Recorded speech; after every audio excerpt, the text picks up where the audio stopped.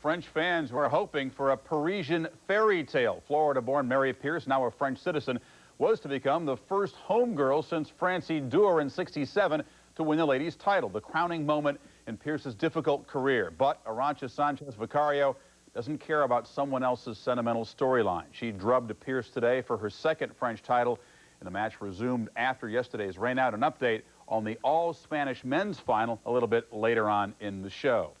Plenty on that Indiana-New York showdown in the Garden, but first, the invasion by the building's other tenant of Canada's southwest coast. And with the change of venue, the Rangers' first long road trip in 9 weeks came a complete change in the momentum of the Stanley Cup Finals. The Canucks' most lopsided loss in the playoffs by far. Pavel Bure, he knew he had to stop the initial onslaught of the Rangers, and Brian Leetch's shot stopped by McLean, and then Bure gets going. Opening minutes of the game, breaks in his first goal of the series, but his 14th of the playoffs. When Kirk McLean finally shows signs of cracking, well, watch the top of the screen. Brian Leetch throws it not even close to being on goal. McLean misplays it, ties the game at 1.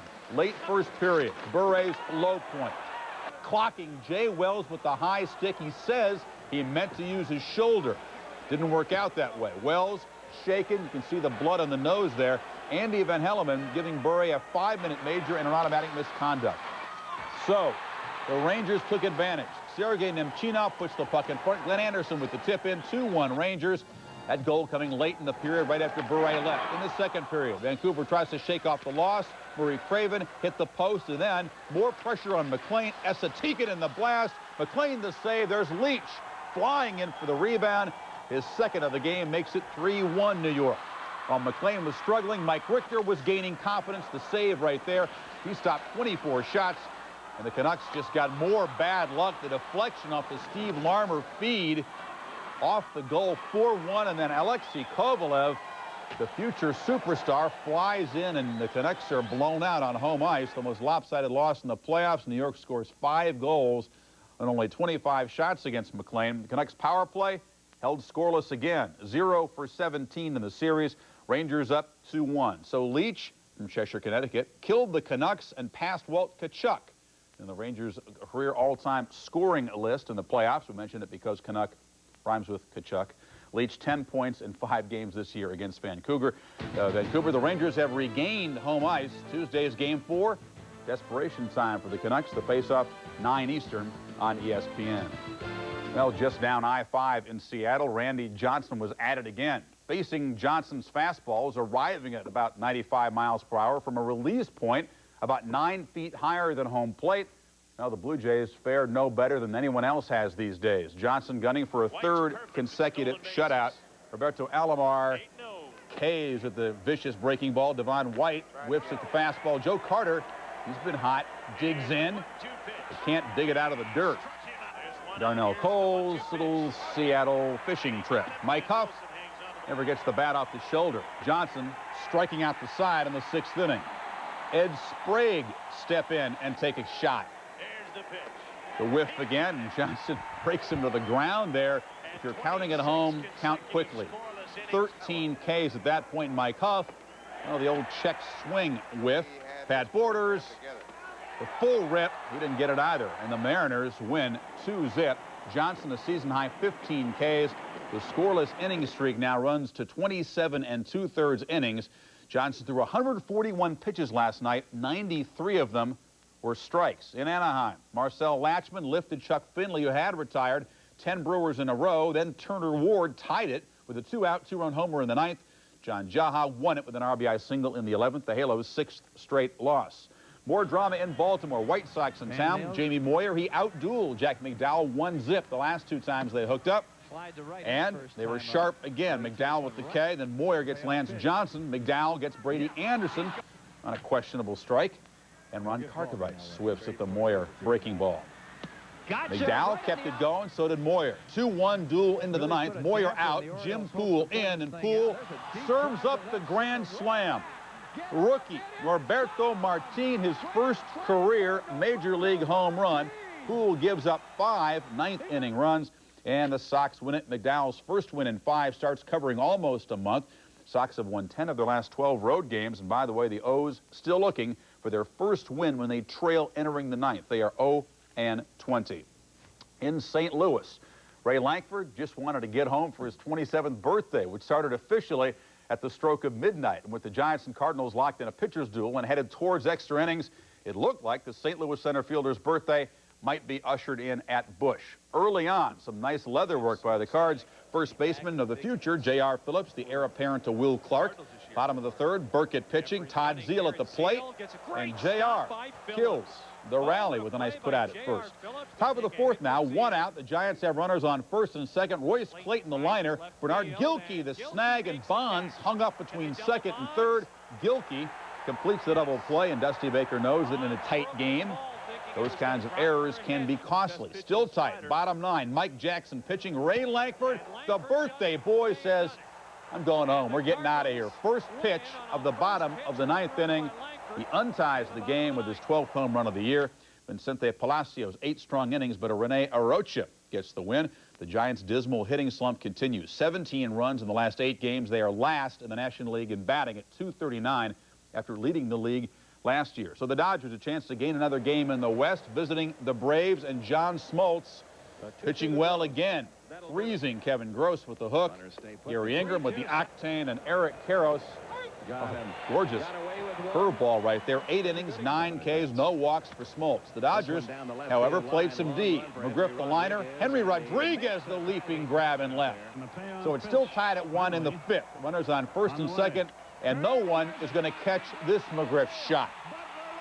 His 15th, a 3-run blast. The Braves win at 4-2, and Smoltz's hard luck streak is over. His first win since April 17th. Dodgers remain 3 up on the second-place Giants, but they would trail the Braves by 6.5 games into the old 2-division alignment. Atlanta has won 5 straight. We are just beginning our Sunday morning sports brunch here. Jack Ramsey serves up his analysis of the Houston Rockets' rise in the West, and he also picks apart Game 7 in the East. Plus, Jose Canseco picking apart some pitchers, his 3rd homer in 2 days, and more highlights coming up. In business, there never seems to be. Sports Weekly is presented by Delta Airlines. You'll love the way we fly. And welcome back to Sunday Sports Day. If you're a fan of football scores in baseball, or the Twins' Pedro Munoz, or the Royals' Terry Shumpert, any of those things, then yesterday was your day. Back to the ballparks for highlights. Royals and Yankees. Top of the 3rd, Mulholland on the hill, and there's Shumpert. The shot deep to center. The solo blast, one of 2 homers for Shumpert on the day, and the Royals are cruising. Bottom of the 4th, some good defense. Luis Polonia the fly ball. Brian McRae the diving stab. KC wins at 4-3. Rangers and Red Sox, a 3-2 Texas lead in the 4th. Jose Canseco, could we say it? On Fuego? You can, because that's his native language. 10-4, the Rangers win it. 3 homers in 2 days for Jose. Twins and Tigers already 9-zip Twins when Munoz, the deep drive to left, 2 men aboard. Munoz drove in 7, 12-0 at that point. 21-7, the Vikings beat the Lions. Sparky not happy. It is a new club record. Phillies and Astros, Jim Fregosi and company trying to solve Doug Drabek, and he gets some good defense. Eisenreich, the base hit. John Kruk, the gazelle-like one, running home. Steve Finley's throw to the plate. Got it. More good defense. Milt Thompson, the liner to left. Luis Gonzalez goes to the rug, makes the sliding grab. The Astros go home with a 5-1 victory. Also, the Bucks snap the Rocks' win streak at 4. Pirates' number 8 hitter Kevin Young clearing the bases with a triple in the 6th. The Reds get 6 in the 8th. Their 15th comeback win of the season. Check out the rest of the scores.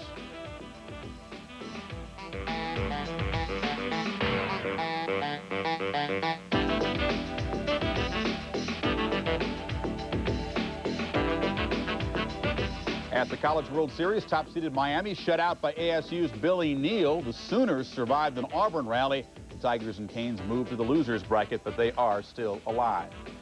Coming up, coming to America from all over Europe. Not the World Cup fans, but Team USA's players. That's the problem as the Americans try to avoid a dubious distinction. Plus, a racer of distinction. Little Al's second Indy triumph, and the rest of the week's high points are just ahead.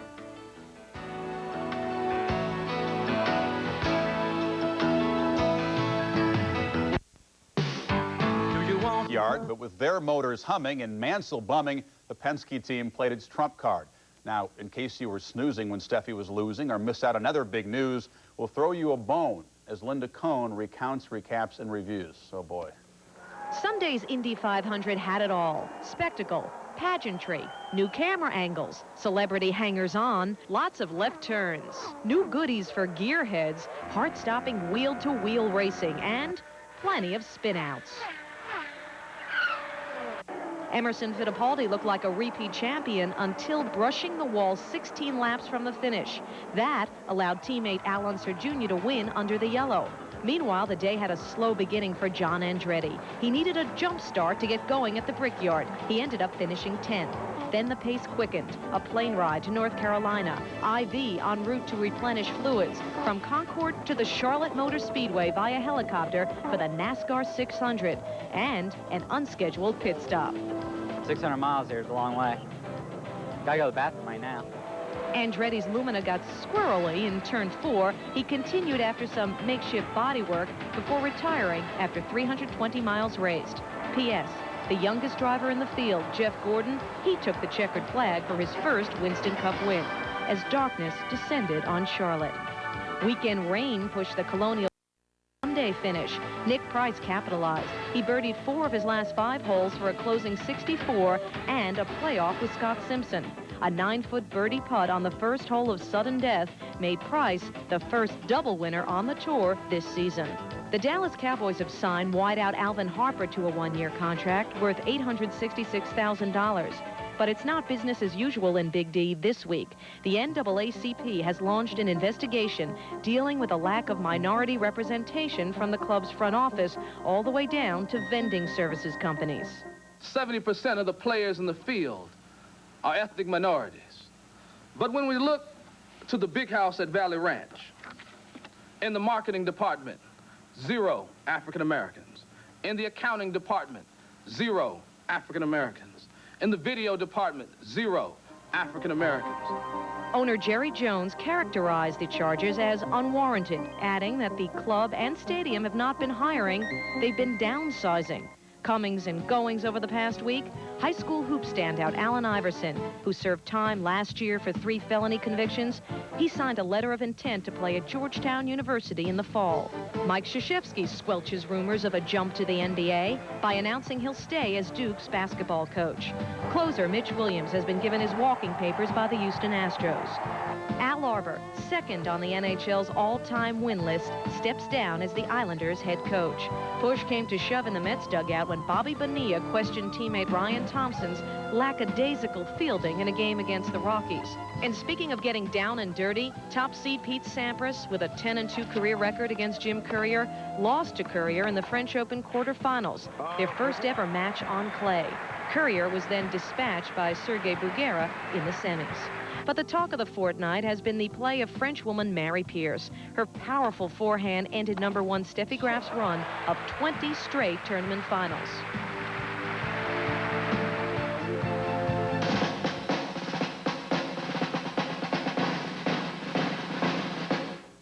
The NCAA is studying the possibility of a college football playoff system that would include compensation for the players. In other words, a playoff and a payoff. 2 steps that would surely raise the ante in college sports.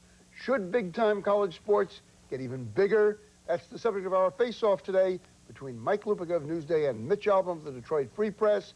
And Lupica swings first. Smaller, smaller, smaller. What else would I say? No, you know, I've been saying for years that the athletes should get some dough because it makes no sense to me that college basketball coaches get the money and the kids wear the sneakers.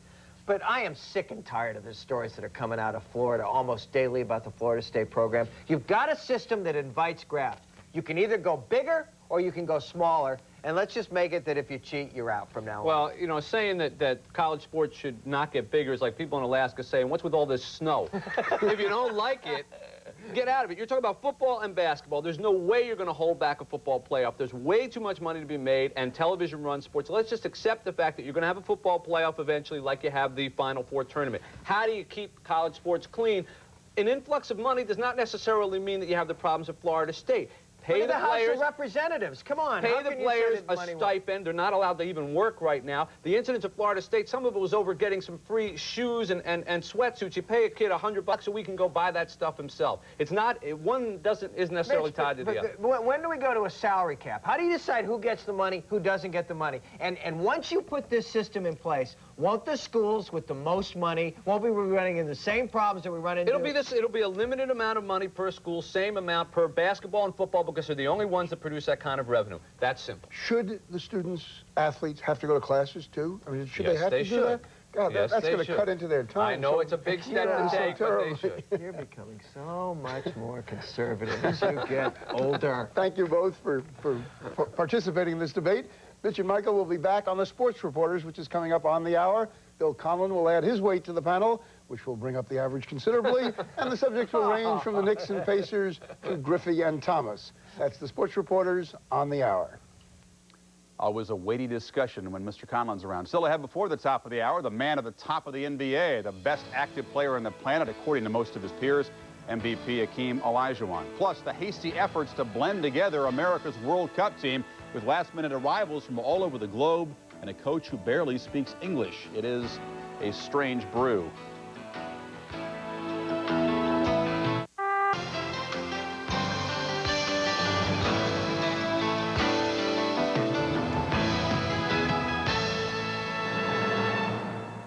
A World Cup tune-up yesterday at the Rose Bowl. Team USA and Mexico, 91,000 there, 90,000 cheering Mexico and booing the U.S. team. They didn't want to see this. Thomas Dooley, the long ball. Eric Winalda, the brilliant footwork, centers it.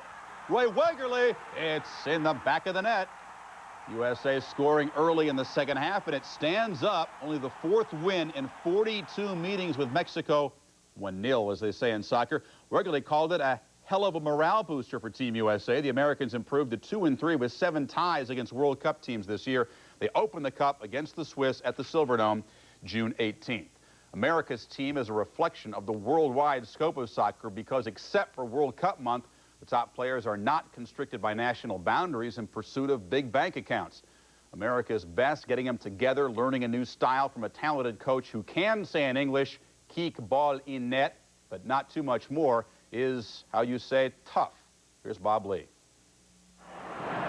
Mike Laffer on the crossbar sideline. He scores! There is no greater honor than wearing the national colors. No greater stage than the World Cup. This team, these 22 men, confront 3 opening round games and also history. No World Cup host has failed to advance past the first round. Many key American players just joined the team in the last several weeks. In fact, only Thursday did John Harkes arrive from England. Can the players mesh and mesh in time for the World Cup?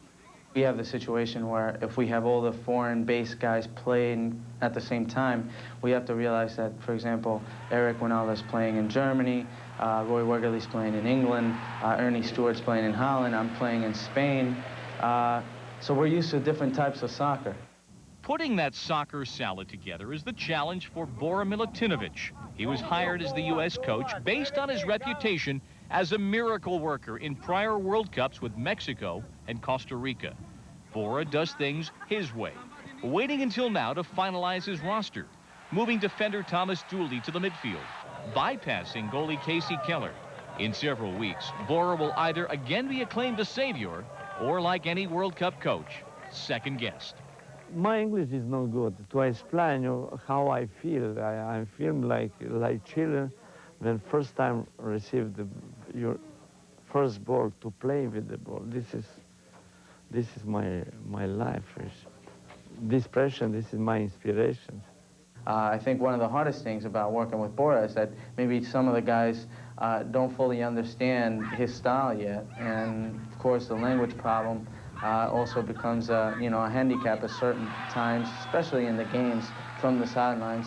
But overall, I think he's been positive for the U.S. soccer program. For me, if I were the coach, I would have to find a way that I will keep my team happy inside, to let them play to the system, but to have freedom, not like soldiers. And I think Bora's been able to do that.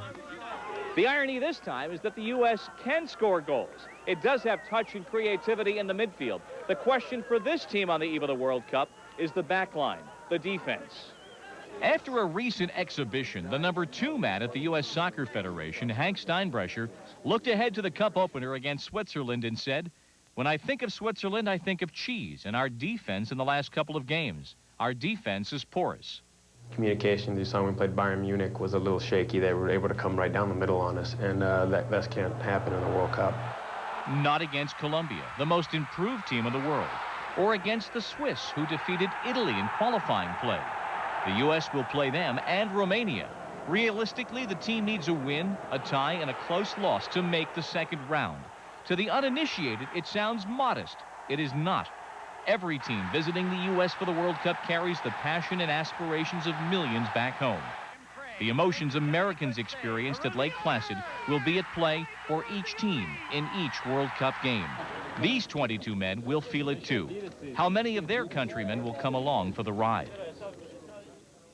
And ESPN's World Cup coverage begins June 17th. 41 games. Bob is home today studying Saudi Arabia's roster.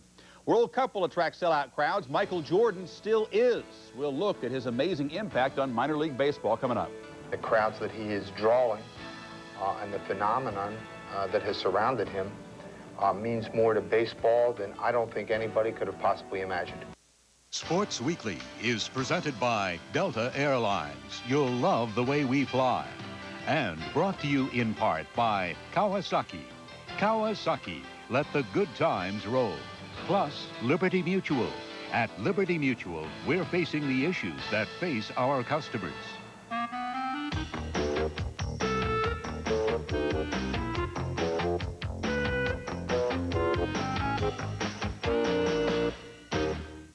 Everybody's still talking about last week's surprise union. Nah, not the one between Rush and that aerobics instructor. The one between Dion and Marge. Now here's a couple that seems about as compatible as cats and dogs. For Dion, being traded to Cincinnati must have been like getting splashed with a bucket of ice water by his favorite broadcaster. You know, it's not easy playing for Marge. She's got lots of rules and the kind of dress code that could frighten Mr. T. Imagine what she could do for those guys in Philadelphia. Anyway, maybe there is a way Dion could keep at least one earring without her seeing it. You just have to stand downwind. On Monday, Marge minus a cigarette welcomed Dion to the Reds. Dion seemed happy to be there. I feel so relaxed. I feel so at ease. I mean, it's like I'm jumping into a whole new situation. And everybody in life wants to feel wanted. And I feel like I'm wanted here. And they love you for now, batting .364, 2 RBI, 3 runs, and 3 stolen bases since the trade.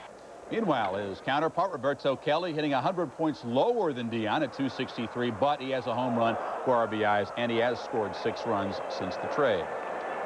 Well, a year ago this week, Michael Jordan was worried about the New York Knicks, not the Memphis Chicks, and a slump. Michael's average may have slipped lately, but the Birmingham Barons road attendance has not. Jordan is still the hottest individual draw in baseball at any level. As Bob Lee reports, Double-A ball never needed ex-Secret Service guys hanging around until now. Memphis knows superstars. After all, the biggest of all time is buried there. Maybe. So while Michael Jordan's baseball career isn't news, in Memphis it could be the closest to a first-hand superstar experience since you-know-who went on the ultimate DL. The traveling Jordan experience is old hat around the Southern League, but brand new for Memphis. With Michael Jordan, you want to make sure that he has an environment that he can do what he needs to do. With the president, your primary concern is his safety in terms of an assassination attempt, a kidnapping attempt, something of that nature. That's how you view life after a career in the Secret Service. Green projected Lyndon Johnson, Richard Nixon, Gerald Ford, and Ronald Reagan. Memorial Day, he coordinated the arrival of the Birmingham right fielder. When someone comes over the wall, ideally, you'd be concerned about them coming out only to get an autograph. But you've had the Monica Seles incident, and as a result, you have to think there may be another possibility. This day in the second largest city in the Southern League, the final wave of the Jordan phenomenon hit the banks of the Mississippi. You take every different part of your operation, double it, triple it, in some cases quadruple it. It's not in our control. It's totally in the control of Birmingham. One thing that is not is the traffic in which Jordan's bus sits. We have to protect it somewhat. People climb on it. Of course, you can see they've written on it here. What's wrong? Okay, you need to meet me down here. We need to ice down these portals. Birmingham Barons road games are playing to 124% of capacity. In other words, more people than seats, more fans than souvenirs. We normally have about 6 open on every Chicks game. We're going to open up 14 extra ones. They're cheering for batting practice. Normally people aren't paying attention. They're at risk to get hit by a foul ball or something. Even with the skies threatening. I woke up at 1 o'clock, it was raining. I woke up at 3 o'clock, it was raining. I woke up at 5 o'clock, it was raining. The Weather Channel was invented for people like me. The clouds hold off, and Memphis gets its long-awaited look at the most famous right fielder in Double-A. This is probably the most recognizable athlete since Muhammad Ali. And the crowds that he is drawing and the phenomenon that has surrounded him means more to baseball than I don't think anybody could have possibly imagined. Well, there's one guy in Memphis who might be able to identify. The ultimate DL. Right after this, Jack Ramsey lays out the mission for Mad Max as the Rockets await their foes for the finals. In business, there never seems to be enough of it.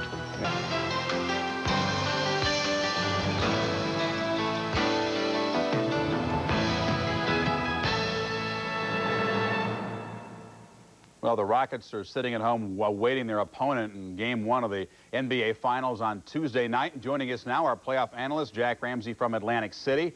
Jack, as we look at the Rockets' quick disposal of the Utah Jazz, talk about their defense. How good is this defense? It's never given much attention.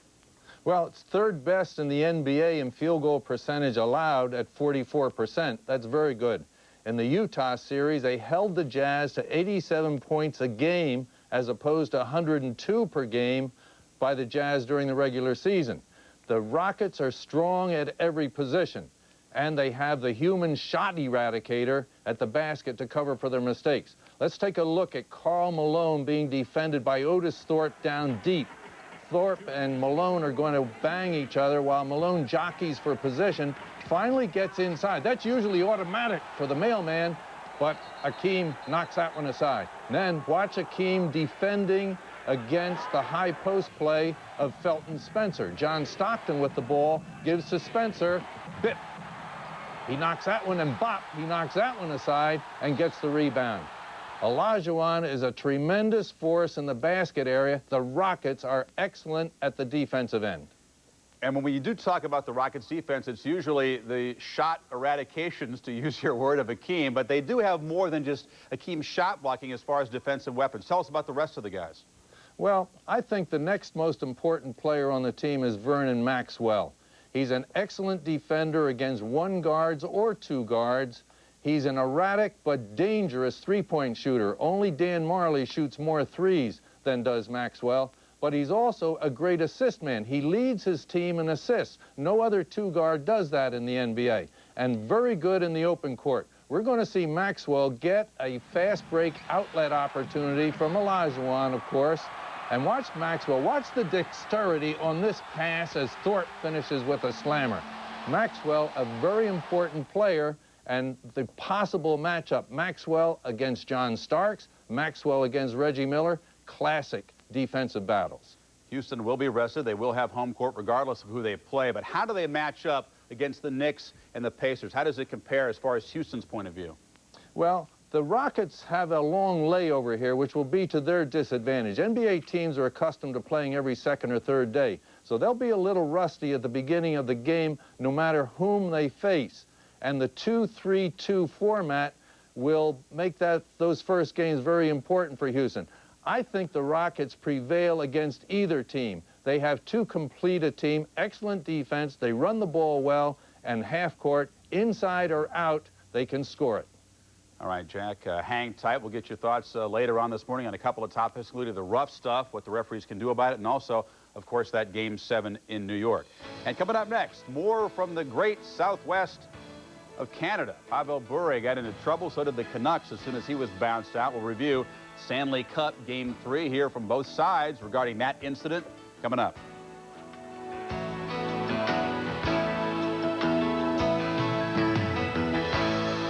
Alrighty, I can't. Something's wrong. I can't. Oh, that's much better. Very good. Okay, let's play ball. The Indians take on the Athletics tonight at 8 Eastern, only on ESPN. Play ball! From a boyhood dream comes a young man's fantasy and a stepping stone to greatness. Catch the excitement. Feel the emotion. The College World Series today on ESPN. Not one, but two guys are on a pace to break the unbreakable record of 61 home runs held by Roger Maris. And if the hitting trends hold up, a lot of other long-held records would be crushed also. Many pitchers would probably welcome the looming strike and the chance to take cover. Many, but not all. As Jack Edwards reminds us, there are several notable exceptions to the ballooning ERA curve, including a number of compelling comeback stories. So you think there's something to this juice thing? It seems that every other year the balls are wound tighter and the homers are flying farther. So the rabbit ball of 1987 has returned, you say? Not everyone would agree. On Wednesday, Atlanta's Greg Maddux shut out the Giants for 8 innings. One look at Maddox's numbers, and you may ask, where's the juice? Besides his Gibson-esque 1.34 ERA, Maddux has been a rabbit killer. He leads the National League in fewest home runs allowed, giving up only 2 in 94 innings pitched. The Twins' Kevin Tapani has been almost as stingy, and he's won 5 straight. Also on Wednesday, a duel between two of the top guns in the American League, Roger Clemens and David Cone, both of whom went 7 innings and gave up only 2 runs. Neither got the decision, but both are rebounding nicely from subpar 1993s. Clemens' ERA is down almost 2 points from last year. Cone is down nearly 1 run. And after tossing only 1 shutout last season, Cone already has 3 this year. Speaking of hot Red Sox, Aaron Seeley continues to counter any notion of a sophomore jinx. Seeley's ERA is 3.18, and he has surrendered only 5 long balls in 65 innings of work. Another stopper is finding the confines of 1994 much friendlier than those of 93. Doug Drabek won National League Pitcher of the Month honors for May, going 5-1 with a 1.65 ERA. After losing 18 games a season ago, Drabek is already closing in on last year's win total of 9. Chicago's Wilson Alvarez had a tough outing against the Yankees this week, but he has spent most of his time keeping the White Sox atop the AL Central. 3 years ago, Alvarez was a 21-year-old pitching a no-hitter. This season, the left-hander continues to put up zeros in the loss column. He's a perfect 8-0, and opponents are hitting only .235 against him. And don't talk to Philadelphia's Danny Jackson about juice. The Phillies are struggling to reach 500, but Jackson isn't. On Thursday, he went 8 innings against the Cubs for his 7th win of the year. Jackson has given up only 4 home runs, and his ERA is under 3. As far as his run for Mr. Universe, we'll get back to you on that one. On the other hand, guys who are off to rough springs, Andy Bennis, if you want to keep the on-pace theme going, he's on pace to lose like 28, 29 games. Also, Kurt Schilling, Mike Morgan, they are still winless, and more already 52 walks this year. Back now to the Stanley Cup Finals, which may have swung toward New York when Pavel Bure swung his stick at Jay Wells' head. Bure calls it accidental, but it was no accident that as soon as he was banished, so was the Canuck luck last night. Steve Levy reports. Chinov going in. Lume knocked it away. Noonan's Finally, Bure exploded offensively. Just 63 seconds in, giving Vancouver their first lead of the series. Then another first. Kirk McLean actually allowed a soft goal to Brian Leach. We seemed to be playing okay up to that point, and then, I get an unlucky break. Man, I shot that first one wide of the net, and it hit McLean's skate and went in, and sometimes you get some breaks like that. With just over a minute and a half to play in the first, Pavel Bure caught Jay Wells with a high stick, and he was gone. I tried to hit him with my shoulder, and I think my stick just slid on his shoulder, and it hit him in the face. I don't know if there was any intent on it. I mean, it was heat of the action, face off, puck kind of scrambly, I was kind of bent over a little bit, and he was going for a hit. So, and the stick got up and cut me. Pretty severe call for, was it a high sticking? Sure, but we have that 4-minute penalty. We have 2, 4, and the 5, and he elected to to take the 5. Unfortunate call for us, no question. While the Rangers couldn't score on the ensuing power play, the game had changed for good or bad, depending upon what side you're on. We're not a one-man team. I mean, there's 20 guys in here. We needed to all pick it up a notch, and we didn't. With Bure in street clothes, the Rangers always seemed like they were a man up with Brian Leach on the ice. You can't say enough about Brian. He's always been a great offensive defenseman, but I think people are really starting to see how capable he is defensively. To tell you the truth, I thought we did a pretty good job against him tonight. I mean, he got a couple goals. You know, one was a crazy bounce, and the other one was a mistake on our part. And those are things we can correct. He wasn't, the biggest factor. Brian Leach now tied for the lead in playoff scoring with 28 points in just 19 games. The guy is a plus 23. Most definitely, the Stars were out last night here in Vancouver. For the Canucks, though, their problem was just when their star got going, he was gone. While for the Rangers, their star, Brian Leach, got plenty of northern exposure. In Vancouver, I'm Steve Levy. Now let's go back to the studio. Bure will not be suspended for Game 4 Tuesday night on ESPN, but we'll have to find out if his penalty is the turning point in the series starring Kirk McLean, not the movie starring Shirley MacLaine and Anne Bancroft. Back in the Rangers' shared home, Game 7, Knicks-Pacers. Can Reggie shut Spike up again? We'll look back at his 12 minutes of brilliance in the last visit to the Garden. Hi, I'm Mark Anderson. Every day, thousands.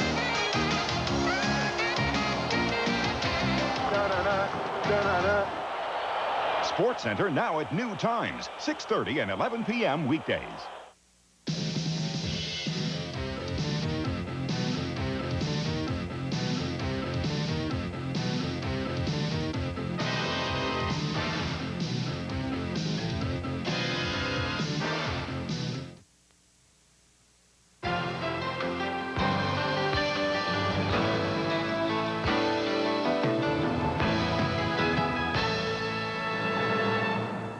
.7 Reggie Miller versus 5'6 Spike Lee. It was the strangest matchup of the playoffs and certainly the most overhyped. The pacer and the director bantered throughout Miller's torrid fourth quarter in Game 5, and Lee was blamed by the New York tabloids for inspiring Miller. He responded on WFAN radio in New York. I mean, I'm not stupid, and I did not. You got to let sleeping dogs lie. In the first 3 quarters, Reggie wasn't doing nothing. We were up by 12, and I wasn't saying nothing to him. Every time he hit a shot, he was staring in my direction. Then, when he got hotter, he started calling me the son of a bitch. Sometimes he opens his mouth a little bit too much and gets the other guys going. I think tonight was one of those nights. Game 6, however, was not one of those nights. Whatever the source of inspiration, Miller's magnificent 12 minutes rank among the greatest playoff quarters in history because of when and where it took place. Charlie Steiner reports on Miller's time in the Twilight Zone.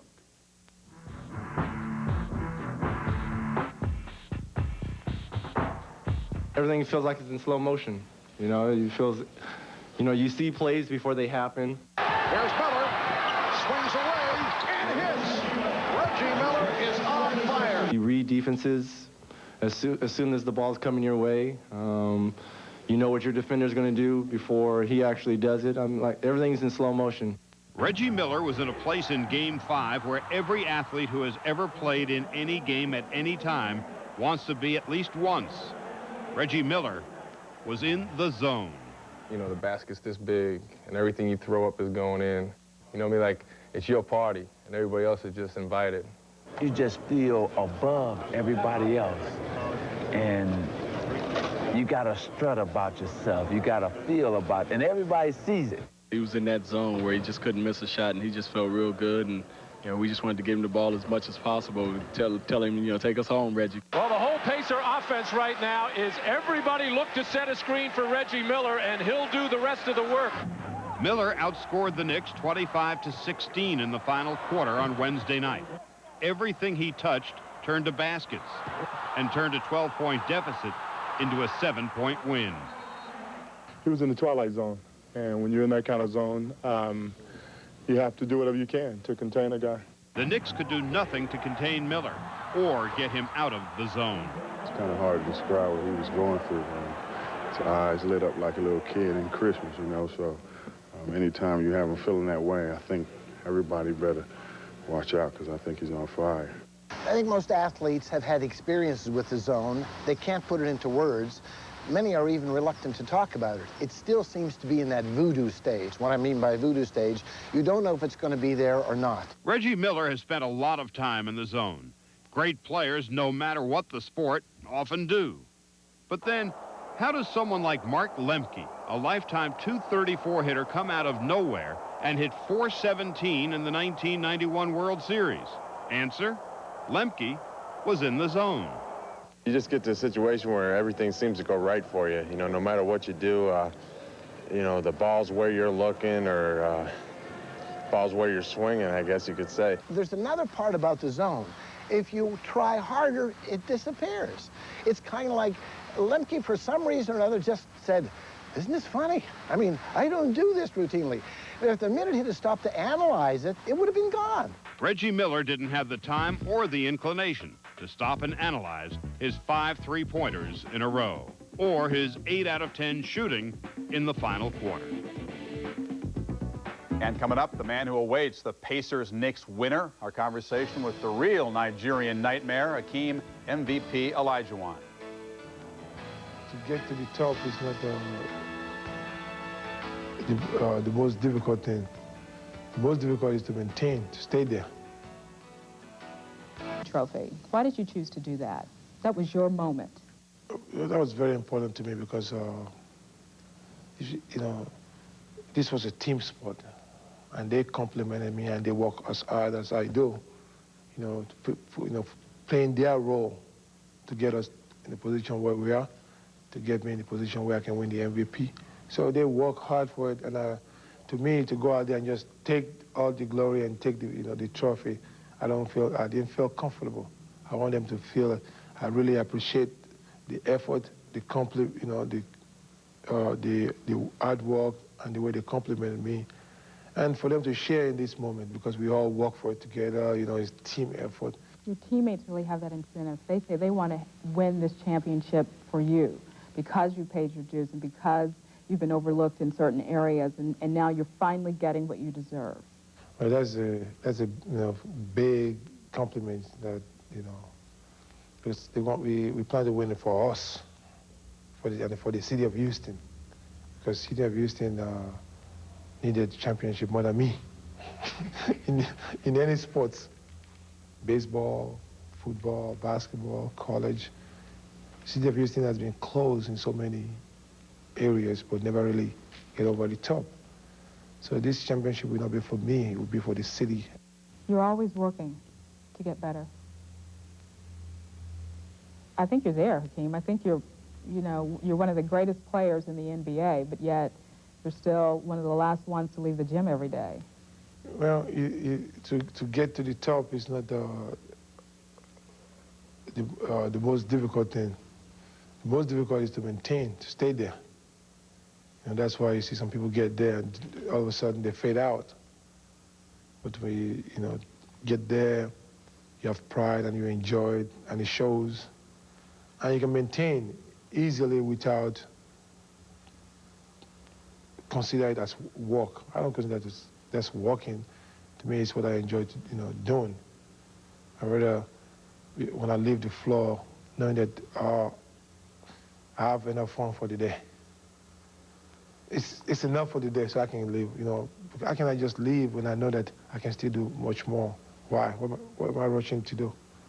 This is my profession. After my prayer, this becomes second.